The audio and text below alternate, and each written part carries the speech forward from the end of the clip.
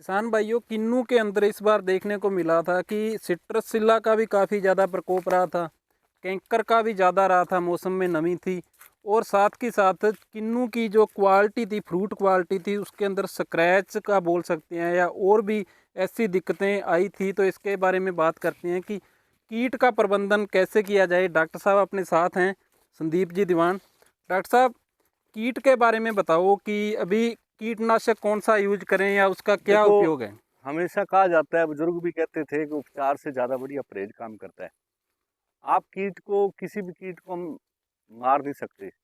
हमने पिछले सालों में अनुभव लिए हैं इस प्रकार के कि जितना आप बच सकते हैं बचने की कोशिश करें।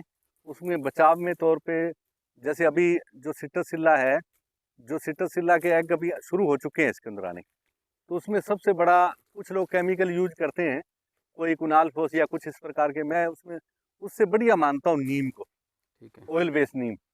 आप नीम जो ऑयल बेस का आपको अच्छा मिलना चाहिए, ये जरूरी है, जिसमें 90% ऑयल है, जैसे निम्बिशी है, इस प्रकार का कोई भी अच्छा नीम वो करना चाहिए। उस पर क्या है, वो 10 से 15 दिन तक पत्ती पे रहेगा और उस पर कोई भी एफिड आपका, इसके साथ साथ सिट्रसिल्ला और उसके कोई भी एगलिंग नहीं आएगी। बहुत चांस कम है, मतलब नहीं का मतलब 60-70% बचाव रह जाता है, तो बहुत बड़ी बात है।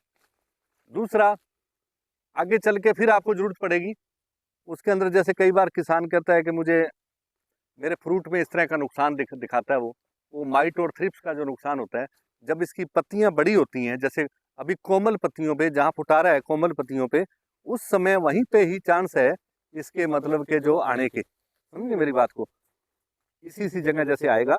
इसमें क्या है कि सबसे बड़ी बात हो गया, इसमें क्या होगा, ये देखो, ये दिख रहा है, हाँ जी।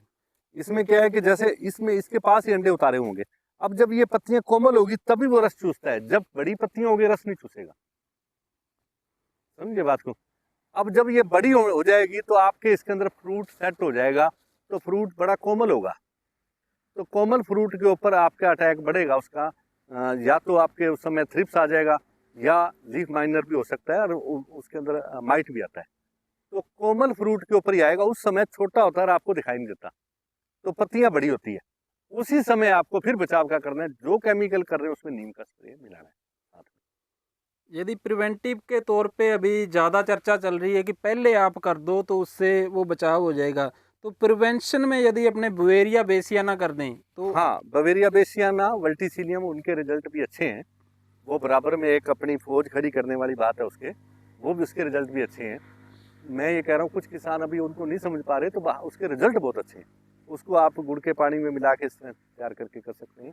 दूसरा जो नीम वाला स्प्रे है, वो भी शानदार है। वो मुझे अच्छा लगा कि वो अगर हम 2-3 बार 4 बार कर देते हैं, तो आपके फ्रूट, अभी तो किसानों के पास बहुत अनुभव हो गए इन चीज़ों के, तो उसमें अभी भी बचाव हो जाएगा और उसके फ्रूट में बहुत बड़ा बचाव हो जाएगा, क्वालिटी भी अच्छी रहेगी। क्वालिटी भी अच्छी रहेगी। और उसे लास्ट। केमिकल नहीं डालना पड़ेगा, केमिकल ज़्यादा, मतलब उसकी आधी मात्रा, केमिकल को घबरा के कभी ज़्यादा मत डालो। अगर रिजल्ट नहीं आ रहा तो उसकी डोज मत, उसको प्रोडक्ट को बदल दो आप, ये नहीं कि उसकी डोज बढ़ा दो, समझे बात को। पिछले सीजन में देखा है कि जैसे जिस खेत के अंदर नीम की स्प्रे का उपयोग ज़्यादा हुआ था उसमें फ्रूट फ्लाई का अटैक भी कम रहा है। हाँ, बिल्कुल कम रहा है। ये तो किसान समझ रही है, ये तो कर ही रहे हैं इस बात को। तो आज से नहीं, 15-20 साल से, 10-15 साल से किसान धीरे धीरे समझना शुरू कर दिया उन्होंने, कि जहाँ हम नीम का करते हैं उसमें फर्क रहता है, चाहे वो कोई नरमा है, चाहे वो बाग है, चाहे कोई चीज़ है। ठीक है सर, धन्यवाद। हाँ, ठीक।